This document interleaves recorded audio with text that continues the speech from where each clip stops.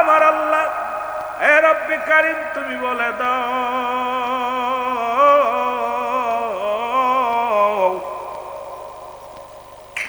আমি এখন কি করব? ঈমান ছাড়ব না পোশাক ছাড়ব? ইলহামের মাধ্যমে জানতে পাই হুজ্জাব রে, যদি কাপড় ছেড়ে দাও কাপড় পাবা, সম্পত্তি ছেড়ে দিচ্ছ সম্পত্তি পাবা, ঈমান ছেড়ে দিলে জাহান্নামে যাবা। হুজ্জাব রে ঈমান ছাড়িস না। জোরে জোরে চিল্লা বলা যাবে না মারহাবা। এই আসমান জমিনের মালিক আমার আল্লাহ, এই পৃথিবীর সব কিছুর মালিক আমার আল্লাহ। আব্দুল উজ্জাব, ও যুবক বাবারা, আমার ছোট্টবেলা আমার বাবা মারা যায়, ছোট্টবেলা বাবা মারা যায় রে। মা অন্য পুরুষের সঙ্গে বিবাহ বন্ধনে আবদ্ধ হলো। চাচার বাড়িতে মানুষ। আব্দুল উজ্জাব কালেমা পড়ে ইল্লাল্লাহু ইল্লাল্লাহ লা ইলাহা। এরই প্রতিবেশী রাখালের ডাক দে বলে, উজ্জাবের চাচা শোনো, তোমার উজ্জাব কোথা থেকে এক কবিতা আবৃত্তি করে। এই পাগলটার জবানে শুধু লা ইলাহা নাই, কোন ইলাহ ইল্লাল্লাহু আল্লাহ ছাড়া মুহাম্মাদুর রাসূলুল্লাহ সাল্লাল্লাহু আলাইহি ওয়াসাল্লাম। এই বাণী শুনি গো উজ্জাবকে ডেকে আনা হলো। চাচায় ডাক দে বলে, বাতিজারে তুমি নাকি কোন কবিতা লিখেছো, কোন গান মুখস্থ করেছো? বলে, চাচা গো আমি কোনো কবিতা পড়ি নাই, আমি কোনো গান পড়ি নাই, কোনো কবিতা আবৃত্তি করি নাই। এই আসমান জমিনের মালিক আমার রব্বে কারীম, এই জমিনের মালিক আমার আল্লাহ, আসমানের মালিক আমার আল্লাহ। ডাক দে কয়, চাচার গো আপনার কাছে জানতে চাই, আমি আপনার কাছে জানতে চাই এই কথাগুলো কি সত্য না মিথ্যা? এই আসমান জমিনের মালিককে? কয় সব কিছুর মালিক তো আমি। ডাক দে বলে, হুজ্জাব রে তোমার মালিককে? বলে, আমার মালিক আমার আল্লাহ। বলে, তোমারে খাওয়াই কে? বলে, আমার আল্লাহ। তোমাকে বাঁচায় রাখছে কে? আমার আল্লাহ। বাতিজা কয়, চাচা গো সব কিছুর মালিক আমার আল্লাহ। চাচায় কয়, বাতিজা রে যদি তুমি এই কালেমা না ছেড়ে দাও, বাবা গো ছেড়ে দাও, এই কালেমা ছেড়ে দাও, এই সব কিছুর মালিক হইলাম আমরা। এই দুনিয়ার স্রষ্টা নাই, সব কিছু সৃষ্টি জগতের সব কিছুর মালিক হইলাম আমরা। শোনো বাতিজা শোনো, কালেমা ছেড়ে দাও। পাগলা ছোট সন্তান ডাক দে বলে, না না ছাড়বো না, ছাড়বো না। কারণ পৃথিবীর সব ছেড়ে দিতে পারি, পৃথিবীর যত যা বলি না কেন, যখন আমি এই কালেমা জবানে পড়ি এত মজা পাই। এই কালেমা যখন আমার জবান দিয়ে বাইর হয় রে চাচা, এই দুনিয়ার মধ্যে সব চাইতে শান্তি লাগে। জোরে জোরে চিল্লা বলা যাবে না মারহাবা। এরে বাতিদা ডাকতে বলে, চাচা গো আসমান জমিনের মালিক আমার রব্বে কারীম,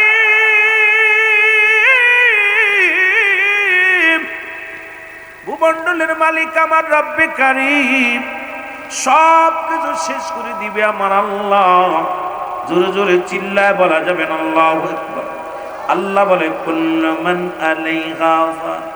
আল্লাহ কয়, বান্দারে শোনো, এই জমিনের মধ্যে যা কিছু আছে আমি আল্লাহ চূর্ণ বিচূর্ণ করে দিব।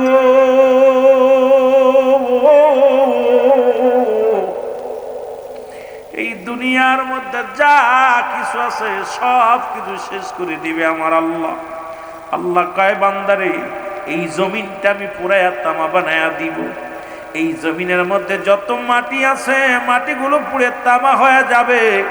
জমিনের ভিতরে যত পানি আছে সমস্ত পানিগুলো পুড়ে ছাই হয়ে যাবে। যেদিন কিচ্ছু বলতে কিচ্ছু থাকবে না, সেদিন থাকবো শুধু আমি আল্লাহ। জোরে জোরে চিল্লা বলা যাবে না মারহাবা। আর একটু জোরে জোরে চিল্লা বলা যাবে না মারহাবা। চাচাই বলে, বাতিজারে তুমি কি কালেমার অর্থ জানো গো? বলে, চাচা কালেমার অর্থ আল্লাহ ছাড়া কোনো মাবুদ নাই, আল্লাহ ছাড়া কোনো ইলাহ নাই। তাকে পাওয়ার একমাত্র ঠিকানা নবী মুহাম্মদুর রাসূলুল্লাহ সাল্লাল্লাহু আলাইহি ওয়াসাল্লাম। আমি তার পাগল দেওয়ানা, আমি যাব সেই রাসূলুল্লাহর কাছে গো। আমারে তুমি বাধা দিও না, সেই মদিনাওয়ালার পাগল। এর চাচাই কয় বাতিদারে, কালেমার অর্থ আজ থেকে তোমার খানা বন্ধ।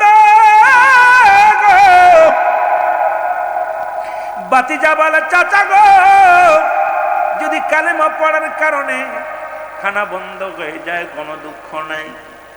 কালেমার অর্থ যদি কানা বন্ধ হয়, রিজিকের মালিক আমার রব্বে কারীম, সবকিছুর মালিক আমার রব। আপনি খানা বন্ধ করে দিলেন, কোনো দুঃখ নাই, কোনো কষ্ট নাই। আরো জোরে জোরে কালেমা পড়ে, ইল্লাল্লাহু ইল্লাল্লাহ লা ইলাহা ইল্লাল্লাহ, জোরে ইল্লাল্লাহু লা ইলাহা ইল্লাল্লাহু মুহাম্মাদুর রাসূলুল্লাহ সাল্লাল্লাহু আলাইহি ওয়াসাল্লাম। জোরে জোরে চিল্লা বলা যাবে না মারহাবা। হায়াত মউতের মালিক কে? বলে রিজিকের মালিক আমার আল্লাহ। এ চাচা, কালেমা পড়ার অপরাধে যদি খানা বন্ধ হয় গো, দুঃখ নাই, খানা দিলাম সেরে। আরো জোরে জোরে কালেমা পড়ে, খবর আসলো খুজ্জাফের আরো স্পিরিট বাড়ছে। ইমানদার দেখবেন কত মানুষ কোরমা ফলোয়া খেয়ে রোজা রাখে না, কত মানুষ একটু চাউল খেয়ে রোজা রাখে, কত মানুষ এসির মধ্যে থেকেও নামাজ আদায় করে না, কত মানুষ মাঠে কাজ করে। আজান পড়লে পাগলটা ছুটে যায় আল্লাহর ঘরে মসজিদে, জোরে বলেন ঠিক কিনা? কত মানুষ অর্থের অভাব নাই, সম্পদের অভাব নাই, কিন্তু আল্লাহ আল্লাহ রাসূলের প্রতি প্রেম নাই। আবার কত ফকির মিসকিন আছে, দুনিয়ার মুখাপেক্ষী নয়, তারা রব্বি কারীমের পাগল। এই দুনিয়ার কিচ্ছু চায় না, তারা আমার রব্বির প্রেমে পাগল, জোরে বলেন ঠিক কিনা? বাতিজারে, আজ থেকে তোমার কাপড় বাতিজা সনদ জমা জমি, তোমার কালেমার অর্থ জানো? বলে চাচা, আপনি বললেন খানা বন্ধ, খাই না, আরো অর্থ আসেনি? কয় হ্যাঁ। কালেমার অর্থ হলো আজ থেকে সমস্ত সম্পত্তি থেকে তুমি বঞ্চিত, পৃথিবীর কোনো সম্পদ তুমি পাবা না। বাতিজায় কয় চাচা গো, সম্পদের মালিক আমার আল্লাহ, এই দুনিয়ার মালিক আমার আল্লাহ, আসমান জমিনের মালিক আমার আল্লাহ। যদি কালেমা পড়ার অপরাধে যদি চাচা গো খানা বন্ধ হয়ে যায়, মেনে নিছি। যদি সম্পদ থেকে বঞ্চিত করো, দুঃখ নাই, মেনে নিলাম। আরো জোরে জোরে কালেমা পড়ে, জোরে জোরে চিল্লা বলা যাবে না মারহাবা। এ যুবক বন্ধুগণ শোনো, এবার আরো জোরে জোরে কালেমা পড়ে ইমানদার। ইমান কত মজবুত রে মুসলমান। এবার ডাক দি কয় বাতিজারে, তুমি যেহেতু কালেমা ছাড়লে না, তুমি কালেমার অর্থ জানো? কয় চাচা গো, আপনি বললেন খানা বন্ধ, খাই না, বললেন সম্পত্তি থেকে আর পাবা না, নিই নাই, এখন আর কি আছে? বলে কালেমার অর্থ হলো তোমার পণ্যের কাপড়টা খুলে দেওয়া লাগবে। জোরে জোরে চিল্লা বলা যাবে না আল্লাহু আকবার। আরে হুজ্জাব চোখের পানি ছেড়ে কান্দার ডাকতে বলে, মালিক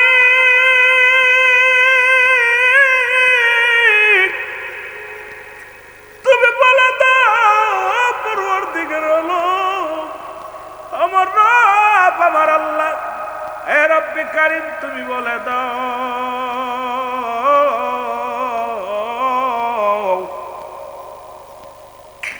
আমি এখন কি করব?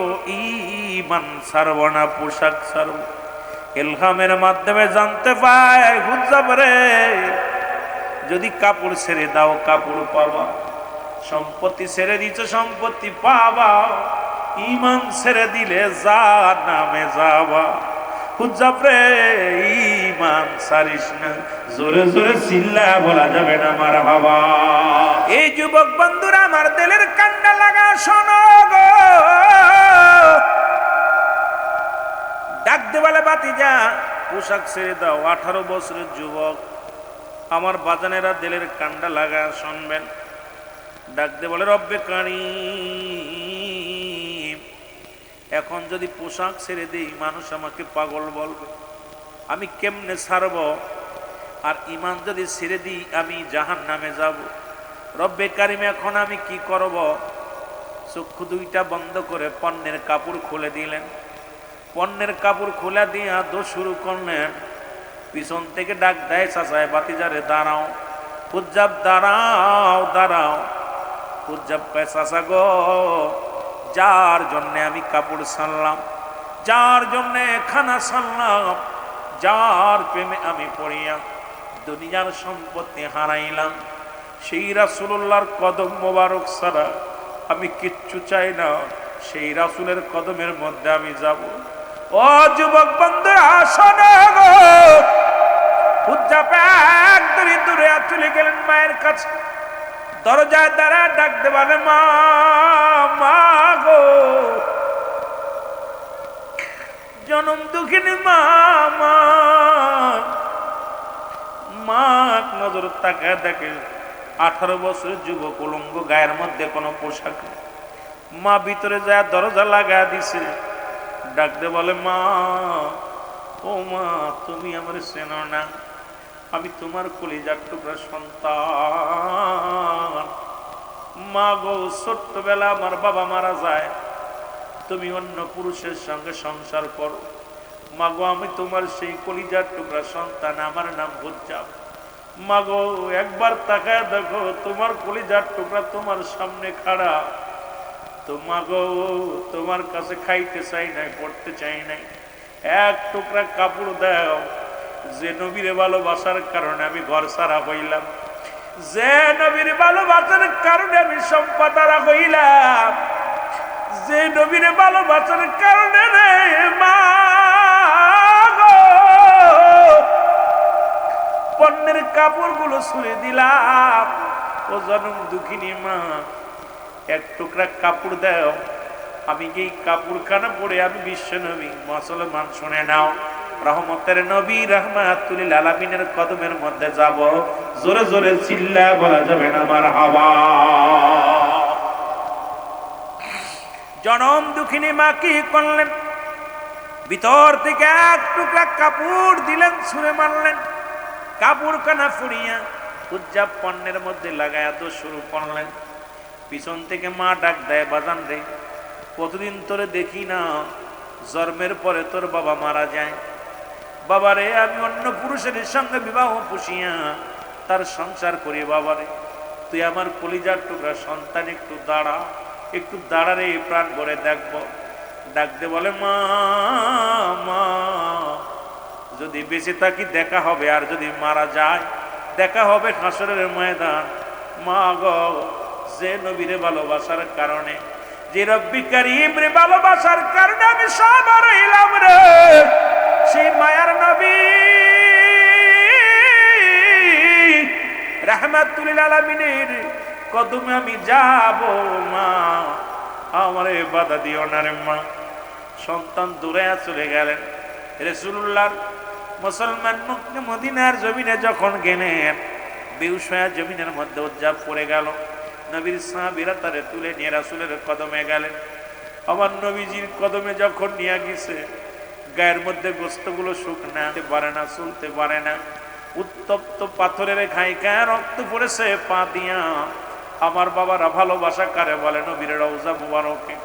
আমার দাদু ভাই থেকে আসি ইমাম মালিক, রাসূলের কদমে যতদিন জীবন যাপন করছে, জীবনে কোনোদিন স্যান্ডেল জুতা পরে নাই। আমাদের ভিতরে কেন এত ফকর আসে রে বাবা? ইমাম মালিককে জিজ্ঞাসা করা হলো, হুজুর আপনি মক্কা মদিনার জমিনে হাঁটাচলা করেন, অথচ আপনার পায়ে ঠুসকা পড়ে গেছে গরম উত্তপ্ত বেরোর মধ্যে হেঁটে।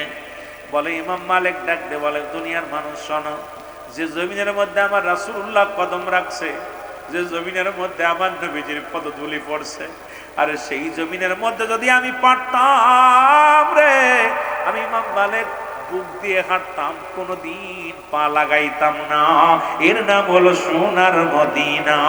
জোরে জোরে চিল্লায় বলা যাবে না মারহাবা। আমার ভাইরা, আমার বন্ধুরা, আমার রাসূলুল্লাহ বললেন, তোমার নাম কি? বলে হুজুর আমার নাম উজ্জাব। বলে তোমার খালি গায়ে কেন? বলে হুজুর আপনাকে ভালোবাসার জন্যে, আমার মওলাকে ভালোবাসার জন্যে। শুধু কাপড় নয়, আমি দুনিয়ার বুকে খানা বন্ধ হয়ে গেছিল, দুনিয়ার বুকে যতটুকু সম্পদ পেয়েছিলাম আমার চাচা আমাকে দেয় নাই, এটা ভোগ করে নিছে। এমনকি আপনাকে ভালোবাসার অপরাধে আমার পণ্যের কাপড়টা পর্যন্ত ছেড়ে আসা লাগছে। ইয়া রাসূলুল্লাহ, ইয়া হাবিবাল্লাহ, নবী গো আপনার পাক কদমে আমার একটু জায়গা করে দেন। জোরে জোরে চিল্লায় বলা যাবে না মারহাবা। ইয়া রাসূলুল্লাহ, ইয়া হাবিবাল্লাহ, নবী গো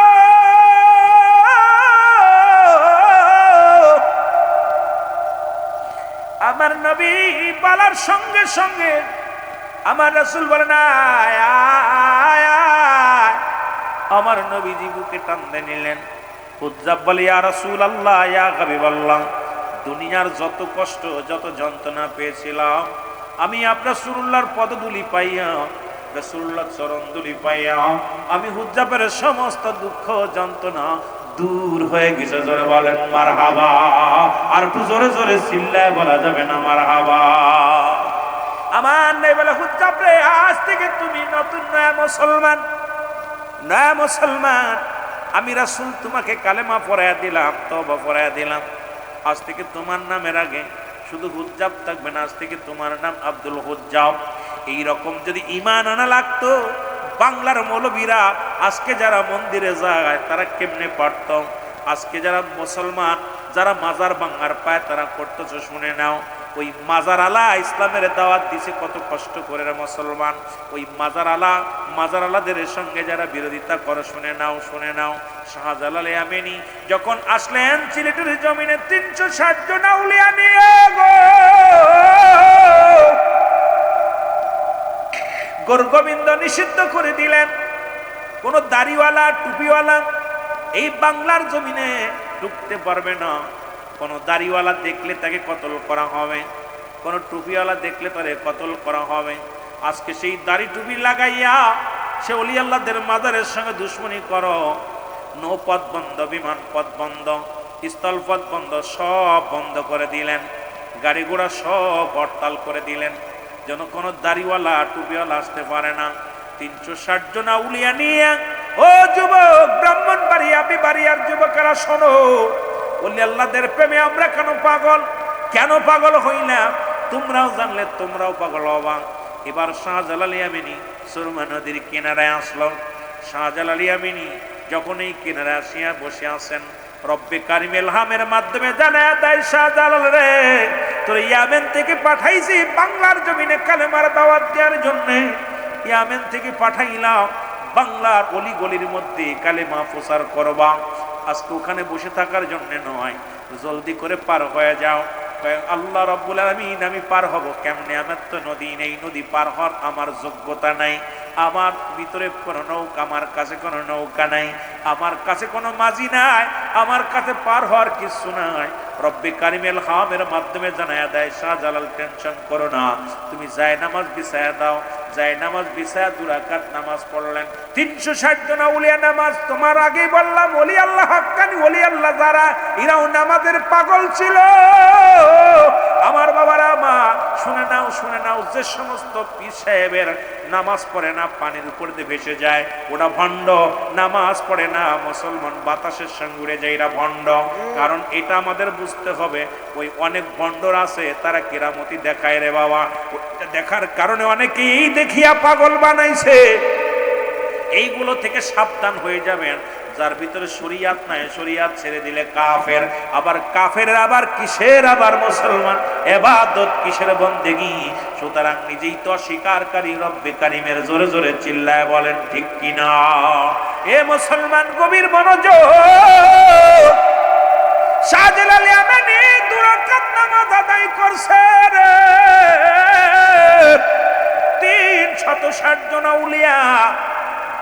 হঠাৎ করে নামাজ আদায় করিয়া নদীর মধ্যে, পানির মধ্যে, সুরমা নদীর মধ্যে নিজের ওই যায় নামাজখানা ছেড়ে দিছে।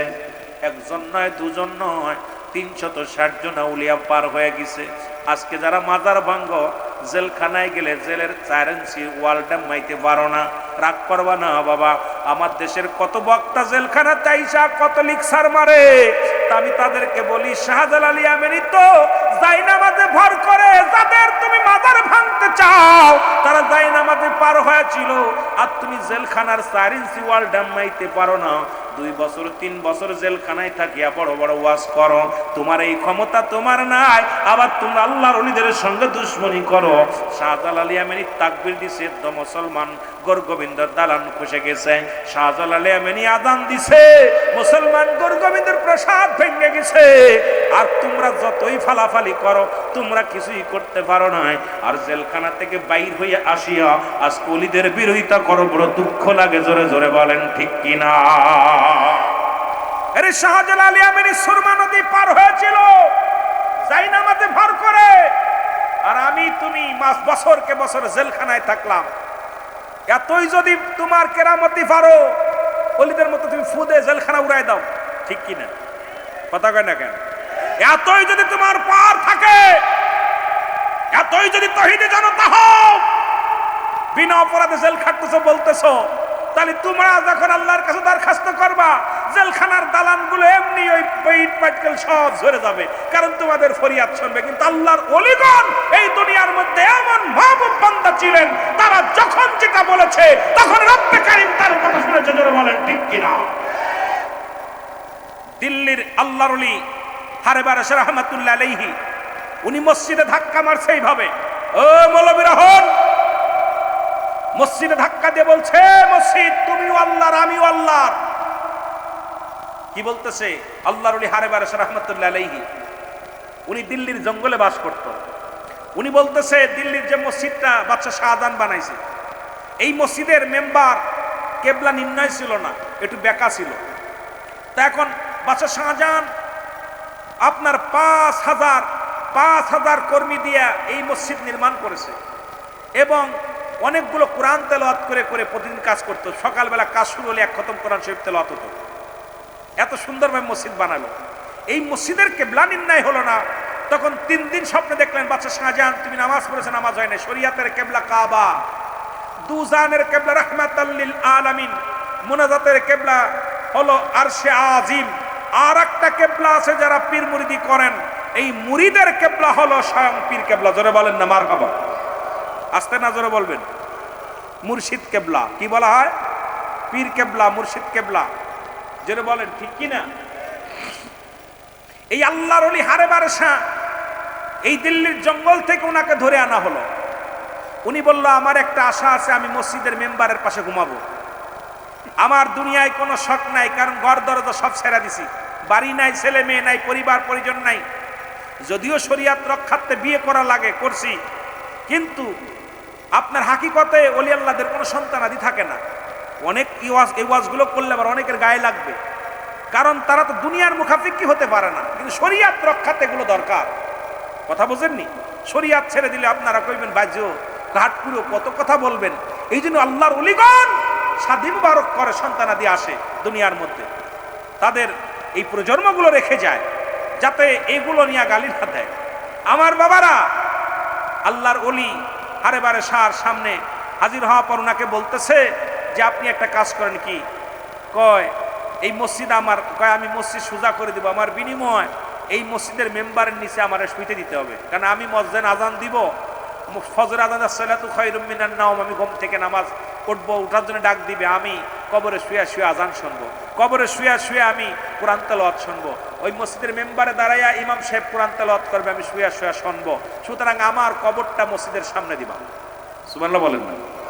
আর একটু জোরে। বাদশা শাহজাহান কয় ঠিক আছে হুজুর। উনি কি করলেন? হাতটা লাগাই দিছে মসজিদের মধ্যে। মসজিদকে বলতেছে, মসজিদ তুমিও আল্লাহর আমিও আল্লাহর, বড় স্বপ্ন আমার এই তোমার সামনে শোয়ার, ঘুরে যাও। বলতে দেরি, দিল্লির জমা মসজিদ ঘুরতে দেরি নয়, সঙ্গে সঙ্গে ঘুরে গেছে। জোরে বলেন না মারহাবা? আরো জোরে। তোমরা পারো না কা বাবা?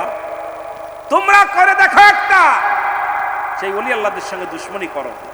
ওলি আল্লাহ শুয়ে আছে, এটা বুঝবেন যখন এর প্রেমে পড়বেন, যখন হামিদ শাহ রহমতুল্লাহ আলাইহির প্রেমে পড়বেন, আব্দুল হামিদ শাহ রহমতুল্লাহ আলাইহির প্রেমে পড়বেন, তখন বুঝতে পারবেন যে কেন এমনি, কেন আসলো, কিসের জন্য আসছে, এর হাকিকতটা কি। এই জমিনটা আমরা এখন বুঝতে পারতেছি না। দাঁত থাক, দাঁতের মর্ম বুঝি নাই। যখন থাকবে না দাঁত, তখন বুঝবেন যে মর্মটা ছিল। এখন জিকির কোন ভাবে আমরা বলি উহু উহু করতেছি, হ্যাঁ করতেছি। ভাই 18,000 মাকলুকাত বলতেছেন, পানির নিচেই কত মাকলুকাত আছে এটা কইতে পারেন? কোন মাকলুকাত? আপনার বাড়ির গরুটা কিভাবে জিকির করে, পশুটা কিভাবে জিকির করে, গাছপালা তরুলতা সব কার জিকির করে? জোরে বলেন কার? আমরা সুন্নিরাও জিকির করি কার? আল্লাহর। এই জন্য আল্লাহ জিকির করবেন। এখন আমি অল্প একটু খালি বুঝাই দিয়ে গেলাম, যদি সময় আবার আসে আবার একটু যাব। যেহেতু ঝগড়া করতে আসি না, আর আমি ঝগড়া করে আলোচনা করি না, কারণ হলো আমি হেদায়েতের মালিক আমার পীর সাহেব কেবলা না, হেদায়েতের মালিক নবীজিকে আল্লাহ দেন নাই, হেদায়েতের মালিক কোনো আমির সাহেব নয়, হেদায়েতের মালিক কোনো মুফতি সাহেব নয়, হেদায়েতের মালিক স্বয়ং আল্লাহ। যদি হেদায়েতের মালিক রাসূলকে দেওয়া হতো, আবু জেহেলের কপালে, যে একটু আগে আবুল হেকামের ওয়াজ করলো, এই আবু জেহেলের কপালে কালেমা জুড়তো। কারণ রাসূলকে বলার দায়িত্ব দিছে, আমাকে আপনাকে বলার দায়িত্ব দিছে। হেদায়েত আমার রব্বে কারিমের হাতে। জোরে বলেন ঠিক কিনা? এই জন্য আমার দেশের অনেক আলেমরা এখন হেদায়েতের দায়িত্ব নিছে। অনেক মুফতি সাহেব হেদায়েতের দায়িত্ব নিছে, আমির সাহেব দায়িত্ব নিছে। এগুলো বাটপারি চলবে না। জোরে বলেন ঠিক কিনা? এই জন্য আল্লাহ কমিনান নাস, মানুষের মধ্যে মায়াকুল, তারা বলবে আমান্নাত ঈমান আনছে বিল্লাহি, আল্লাহর প্রতি, ওয়াবিল আখিরাতের প্রতি বিশ্বাস স্থাপন করেছে। আমা কুম বিমুমিনিন। একদল মুনাফিক আছে, তারা রাসূলের দরবারে গিয়েছিল, মুনাফিকি করেছে, এখনো আছে, মন্দিরেও যায়, মসজিদেও যায়। আপনারা কি করে? আপনার মাজার ভাঙে, মন্দির গড়ে। জোরে বলেন ঠিক কিনা? আরো জোরে বলেন ঠিক কিনা? আল্লাহ এদেরকে 3951 নাম্বার তিরমিজি শরীফের একখানা হাদিসে দেখলাম, একটু আগেই আমি কথা বলতে বলতে দেখলাম হাদিসখানা, দেখলাম যে রাসূল বলছে অচিরেই আমার উম্মতের মধ্যে একদল আগমন করবে, তারা নিজেরা মূর্তি পূজারী হবে এবং অন্যদেরকে মূর্তি পূজারী, মূর্তির দিকে কি করবে? উৎসাহিত করবে। এই কিয়ামতের আগে ঠিক বাংলাদেশের বুকে দাড়িওয়ালা টুপিওয়ালা এক শ্রেণী মৌলবীর গোষ্ঠীরা মূর্তি পূজারী করা শুরু করেছে। যারা মাজারে আক্রমণ করে, রাসূল বলে লা নাইখলা ইয়ামুত, তাদের মৃত্যু নাই। আল্লাহ বলে লা আলা সাবধান, ইন্না নিশ্চয়, আলা ইন্না উদাল্লাহি, আল্লাহর তরফ থেকে যারা ওলি হয়। সুতরাং ওলি পৃথিবীর কোনো মানুষ বানায় না, ওলি বানায় আমার আল্লাহ। আল্লাহর ওলিদের সঙ্গে যদি কেউ দুশমনি করে, তিরমিজি মুসলিম বুখারীর হাদিস অনুযায়ী আমরা পাইলাম যে আল্লাহ রাব্বুল আলামিন ওই ব্যক্তির সঙ্গে জিহাদ ঘোষণা করে। জোরে বলেন ঠিক কিনা?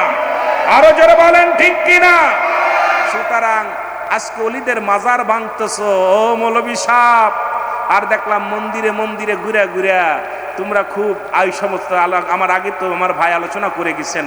শুধু বোঝানোর জন্য বলতেছি একটা কথা, যে আমি একদম নিশ্চয় একটু আগে দেখলাম তিরমিজি শরীফের হাদিস, একদম স্পষ্ট রাসূল লিখে গেছেন, আমার নবী বলছে যে আমি দেখতেছি অচিরেই শেষ জামান, আমার শেষ জামান উম্মতের মধ্যে একদল আগমন করবে, তারা নিজেরা মূর্তি পূজারী হবে আর অন্যদেরকে উৎসাহিত করবে উম্মতের মধ্যে। ঠিক একই অবস্থা আজকে আমরা আমাদের এক পীর সাহেব, এই বঙ্গের এক পীর সাহেব বলছে আপনারা গত বছরের সেইতে এবছর আরো ধুমধামের সঙ্গে পূজা উদযাপন করবেন, আপনাদের সিকিউরিটি দায়িত্ব সব আমি নিলাম।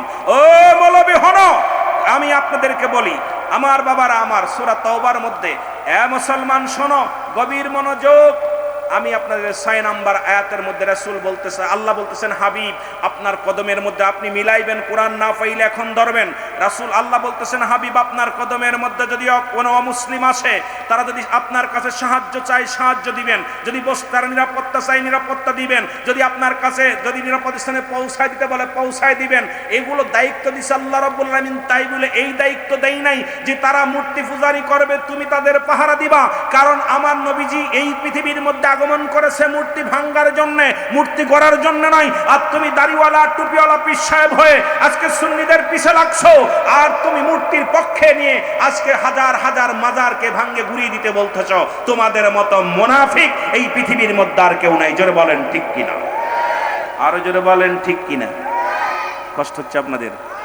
এই পৃথিবীর মধ্যে রাহমাতুল লিল আলামিন আখিরি নবী আর আদম নবী থেকে শুরু করে যত নবীগণ দুনিয়ার মধ্যে আগমন করেছিল প্রত্যেকেই মুসলমান এসেছিল আমার আল্লাহর সন্ধান দেওয়ার জন্য। আদম আলাইহিস সালামের কালেমা ছিল লা ইলাহা ইল্লাল্লাহু আদম, আদম শফিউল্লাহ, ইব্রাহিম খলিলুল্লাহ, মূসা কালিমুল্লাহ। আর আমার আপনার নবী নূরের নবী রাহমাতুল লিল আলামিন এই দুনিয়ার মধ্যে আগমন করলেন। লা ইলাহা ইল্লাল্লাহ মুহাম্মাদুর রাসূলুল্লাহ সাল্লাল্লাহু আলাইহি ওয়াসাল্লাম, জোরে বলেন মারহাবা। এই জন্য কালেমার দিকে গেলাম আমি।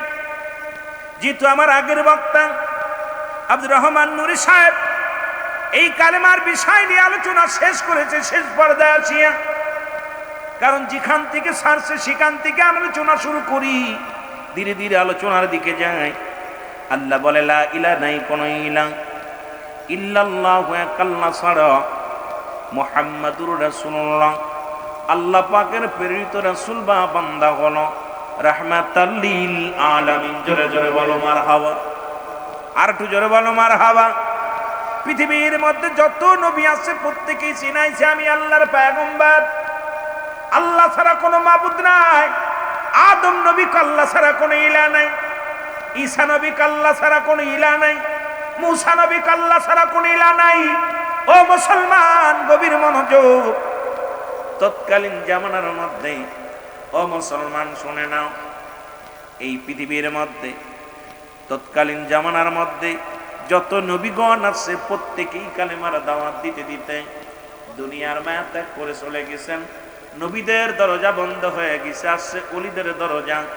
মুসলমান শেষ জামানা, ওলিদের জামানার মধ্যে এখন ওলিদের জামানাও প্রায় শেষের দিকে আছে, ইমামতির জামানা, ইমামদের জামানা। মুসলমান গভীর মনোযোগ, ওলি আল্লাহ আসছে দুনিয়ার মধ্যে যুগে যুগে যুগে যুগে। বাংলার জমিনে যত পীরে কামেল এসেছেন কেউ তার দিনের দিকে কি করে নাই, দাবি তো করেন নাই। প্রত্যেকেই মদিনাওয়ালার প্রেম, আল্লাহর গোলামত্বের জন্য তারা দাবিত করেছেন। তাদের ভিতরে সদা সর্বদা একটা প্রেম ছিল, সেটা হলো স্বয়ং মদিনাওয়ালার প্রেম। তাদের ভিতরে একটা মাত্র প্রেম ছিল, সেটা হলো আমার আল্লাহ রাব্বুল আলামিনের প্রেম, রাসূলের ভালোবাসা।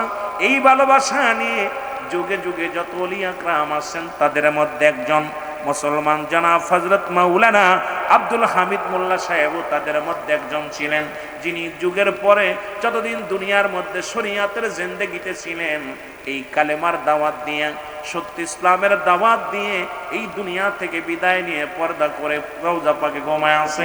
আল্লাহর ওলিরা মরে না, এর মধ্যে কোনো সন্দেহ নাই। জোরে বলেন ঠিক কিনা?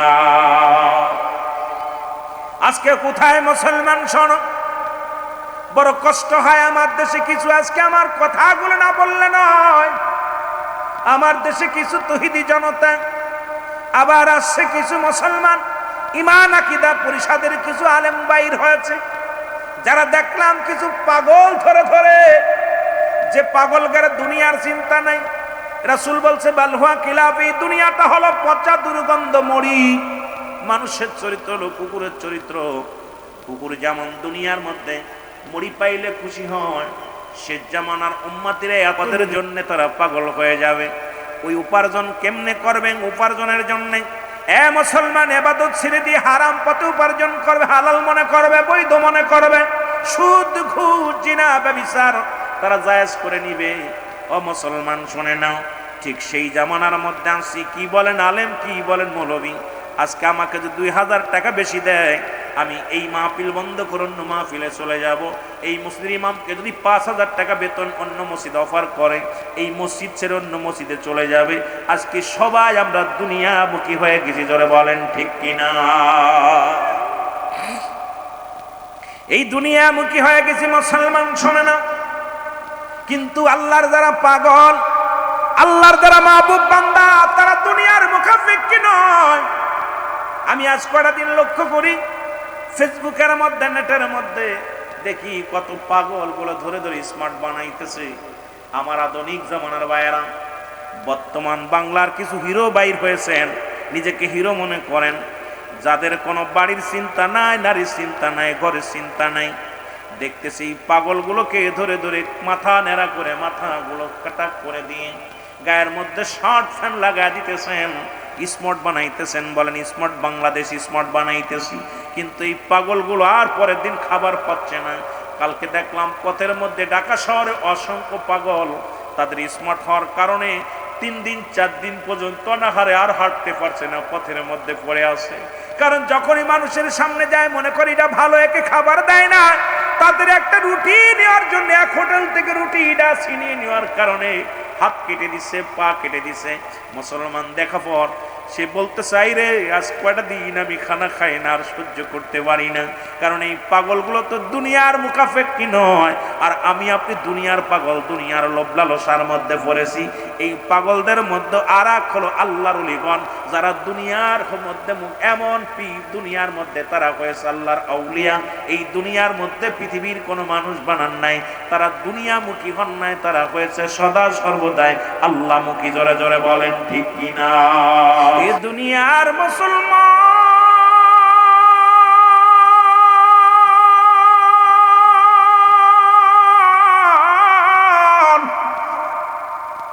নবীদের কাছে আছে ওহী, ওলিদের কাছে আছে ইলহাম গো। সব জায়গা পাগলামি চলে, ওলিদের সঙ্গে পাগলামি চলে না, কামেল পীরের সঙ্গে পাগলামি চলে না। ওরে কামেল পীর একবার যার উপরে রাজি হয়ে যায়, কামেলে মুকাম্মিল একবার যার উপরে রাজি হয়ে যায়, নবীজি রাজি হয়ে যায়। আর নবীজি যার উপরে রাজি খুশি হয়ে যায়, রব্বে কারীম তার উপরে রাজি খুশি হয়ে যায়। মরণে ভয় নাই, মিজানে ভয় নাই, ফুলসিরাতে ভয় নাই, কিয়ামতের ময়দানে ভয় নাই। কারণ মানুষের জীবনে 3টা বিপদ। নাম্বার 1 হলো মানুষের মরণ, নাম্বার 2 হলো কবর, নাম্বার 3 হলো কিয়ামতের ময়দান। ও মুসলমান, শরিয়াতের পর্দা নিয়া আজকে আমার মহানলি এখানে শুয়ে আছে রে বাবা। পৃথিবীর মধ্যে এই রকম কখন কে চলে যাবে কেউ বলতে পারি না। দেখা যায় দাদা জিন্দা, সন্তানাতি দুনিয়ার মধ্যে নাই, বাবা জিন্দা, সন্তান দুনিয়ার মধ্যে নেই। কে কখন চলে যায় কেউ বলতে পারি না। মানুষের মৃত্যু হয় 2টা টাইমে, একটা হলো রাতের বেলা, একটা হলো দিনের বেলা। ও মানুষ শুনে নাও, গভীর মনোযোগ। আজ ওলি আল্লাহর দপ্তরে গেলে শরিয়াতের কথা বলা পাওয়া যায়, তরিকাতের কথা বলা পাওয়া যায়, মারিফাতের কথা পাওয়া যায়, হাকিকতের কথা পাওয়া যায়। আর রব্বুল আলামিন দুনিয়ার শেষ দুনিয়া মুসলমান শুনে নাও, এই দুনিয়ার মধ্যে 2টা টাইমে মানুষ মৃত্যুবরণ করে, একটা হলো রাতের বেলা, একটা হলো দিনের বেলা। রব্বে কারীম দিন শুরু করেছে নামাজ দিয়া, তার হাবিব ভালোবেসেছিলেন। ওরে রাসূলের কাছে 4টা জিনিস প্রিয় ছিল গো। নবীর কাছে 1 নাম্বার প্রিয় ছিল নামাজ। যে দরবারের মুরিদের নামাজ নাই, সেই দরবার হক হতে পারে না। যে দরবারের মধ্যে শরিয়াতের বিধান মানে না, সেই দরবার হক হইতে পারে না। আজকে শরিয়াতের হক পায়বন্দি দরবার যত আছে এগুলোর সঙ্গে বাতিলদের তুলনা করো না রে মুসলমান। শুনে নাও, রাসূলুল্লাহর কাছে ছিল 4টা জিনিস প্রিয়, তার মধ্যে 1 নাম্বার নবীর কাছে ছিল নামাজ। হক্কানি ওলিদের কাছে গেলে 1 নাম্বারে তালিম দেয় নামাজের। জোরে বলেন ঠিক কিনা? এ বন্ধুগণ শোনো গো, হক্কানি ওলিদের নবীদের সঙ্গে আমি একটু মেসাল দিয়ে যাই, শোনো। নবীর কাছে 2 নাম্বার পেয়েছিল তার উম্মতগণ। এর হক্কানি ওলি আল্লাহর কাছে 2 নাম্বার, তার পরিবার পরিজন কোনোদিন আপন হতে পারে নাই। তার উম্মত যত মুরিদ আছে, এই মুরিদের জন্য জীবনটারে কঙ্কাল করে ফেলে এই দুনিয়ার মধ্যে। তার এই শরী মুসলমান শুনে নাও, এই রুহানি জগতের যত মুরিদ সন্তান আছে, এই মুরিদের বেদনায় ঘুমাইতে পারে না, খাইতে পারে না, বিশ্রামে যাইতে পারে না। তারা সদা সর্বদা ইয়া রব্বি হাবলি মুরিদি মুরিদি বলে একটা মুসলমান কান্দে। দয়াল নবী কেঁদেছে ইয়া রব্বি হাবলি উম্মতি। আর কামিলে মুকাম্মেল যারা হক্কানি ওলি হয়, এদের জবানে থাকে ইয়া রব্বি হাবলি মুরিদি মুরিদি বলে কান্দে। এর নবীর কাছে 1 নাম্বার পেয়েছিল নামাজ, 2 নাম্বার পেয়েছিল তার উম্মতগণ, 3 নাম্বার পেয়েছিল তার বিবিগণ, কামেল পীর যেজন হয় দুনিয়ার মধ্যে অন্য নারীর প্রতি লোভ লালসা হয় না। কারণ পৃথিবীর মধ্যে মুসলমান শোনো, রাসূলুল্লাহর কাছে 3 নাম্বার পীর ছিল তার বিবিগণ। যেহেতু মক্কা মদিনায় থেকে আসে আমার পীর সাহেব কেবল আপনারা শুনছেন, মুসলমান শোনো, 3 নাম্বার পীর ছিল তার বিবিগণ। ও মুসলমান, আর এই বিবিগণ হওয়া লাগবে 5টা গুণে গুণান্বিত। এই 5টা গুণ যে নারীদের মধ্যে আছে, এই জন্য বিয়ে করার আগে হতে সতর্ক হওয়া লাগবে। এই 5টা গুণের গুণান্বিত নারী আপনাদের যদি পান, বিয়ে করবেন। যে সমস্ত যুবক বাবারা তো শুই না নাও, যারা শাদী করো নাই গো, 1 নাম্বার গুণ হবে তার সতীত্বর আমানতদারি, 2 নাম্বার হবে সে আমলদারি, 3 নাম্বার হবে সে পর্দাশীলতা নারী, 4 নাম্বার হবে মুসলমান রূপে গুণে, 5 নাম্বার হবে সে একজন আদর্শ ফ্যামিলির মেয়ে গো মুসলমান। এই 5টা গুণে গুণান্বিত নারী বিবাহ করার জন্য সুলাইমান পয়গম্বর ঘোষণা করে দিয়েছিল, পত্র লিখে দিয়েছিল। সুলাইমান পয়গম্বর যখন বিয়ে করবে, তখন পত্রবচন তার উজির এসে বলে, হুজুর আপনার বয়স হয়ে গেল, বিয়ে করবেন না। ওরে পয়গম্বর সুলাইমান কয়, রব্বে কারিম আমাকে জানিয়ে দিছে এই 5টা গুণের যদি কোনো নারী পাও আমি বিবাহ করব। সেই 5টা গুণের 1 নাম্বার হবে সে সতীত্ব আমানতদারি। এখন বাংলাদেশে তো পাওয়া যায় না সতীত্ব আমানতদারি নারী, পাওয়া বড় দুরস্কার। এই ওয়াজগুলো সমাজেও চলে না, তরিকাতেও চলে না, সব বাতিল হয়ে যায়। তবে আমি আপনাদেরকে বলে যাই, আল্লাহর কামেল মুকাম্মেলের দপ্তরে গেলে, ওলিদের কদমে গেলে, সঠিক ওলির কদমে গেলে শরীয়তের ওয়াজও শোনা যায়। জোরে বলেন ঠিক কিনা? কষ্ট হচ্ছে আপনাদের? এরে মুসলমান শুনে নাও, 4 নাম্বার নবীর কাছে প্রিয় ছিল সুগন্ধি জিনিস গো। এখন ওলিদের কাছে যা যদি মদ না ছাড়তে পারে ওটা ভণ্ড, ওলিদের কাছে যা যদি সুদখানা ছাড়তে পারে, ওলিদের কাছে যা যদি ঘুষ না ছাড়তে পারে, ওলিদের কদমে যা পারে যদি জিনা ব্যভিচার বন্ধ না করতে পারো, মুসলমান বিড়ি সিগারেট ছাড়তে না পারো। কারণ রাসূলুল্লাহর কাছে 4 নাম্বার পেয়েছিল সুগন্ধি জিনিস, আল্লাহর কামেল ও মুকাম্মেল ওলিদের কাছেও 4 নাম্বার পেয়েছিল সুগন্ধি জিনিস। কিন্তু আমি দেখছি আমার এই ব্রাহ্মণবাড়িয়ার জমিনেও এমন পীর আছে গাঞ্জা টান মেরে ডায়ে ওঠে। জোরে জোরে বলেন ঠিক কিনা? রাসূলুল্লাহর কাছে প্রিয় ছিল 4 নাম্বার সুগন্ধি জিনিস। আমাদের দেশে কিছু ভণ্ড পীরের আবির্ভাব হয়েছে, তারা গাঁজা মদ ইয়াবার মধ্যে আসক্ত। এই সমস্ত ভণ্ডদের কারণে অনেক কামেল পীরের দুর্নাম হয়। জোরে বলেন ঠিক কিনা? যে পীর নিজে গাঁজা টানে, সে মুরিদরে কেমনে শিখাইবে? আর এদের কারণে আজকে মাজার ভাঙ্গার ফতোয়া দেওয়া শুরু করেছে, এদের কারণে আজকে মাজারে আক্রমণ হয়, এদের কারণে আজকে মাজার থেকে কবর থেকে লাশ উত্তোলন করে মানুষ পুড়ায়। আমি ওই নুরা পাগলার পক্ষে নয়, তবে আমি লাশ উত্তোলন করে পুড়াইছে এটার বিপক্ষে। কিন্তু ভণ্ডদের পক্ষে আমরা সুন্নি আলেম ওলামা, সুন্নি ওলি আল্লাহ নয়। জোরে বলেন ঠিক কিনা? যে যাহারে ভালোবাসে তার ভালোবাসা ফুরায় না। বলেন যে যাহারে ভালোবাসে তার ভালোবাসা ফুরায় না। তোমার মুর্শিদ যারে ভালোবাসে, পীরে যারে ভালোবাসে, তার কবু নাই তুলনা। বলো যে যাহারে, ভাই জোরে জোরে বলেন না যারা পীর মুরিদে পড়েন, ওরে যে যাহারে ভালোবাসে তার ভালোবাসা। আমার আল্লাহ যাকে ভালোবাসে, আল্লাহ যাকে ভালোবাসে, তার কবু নাই তুলনা।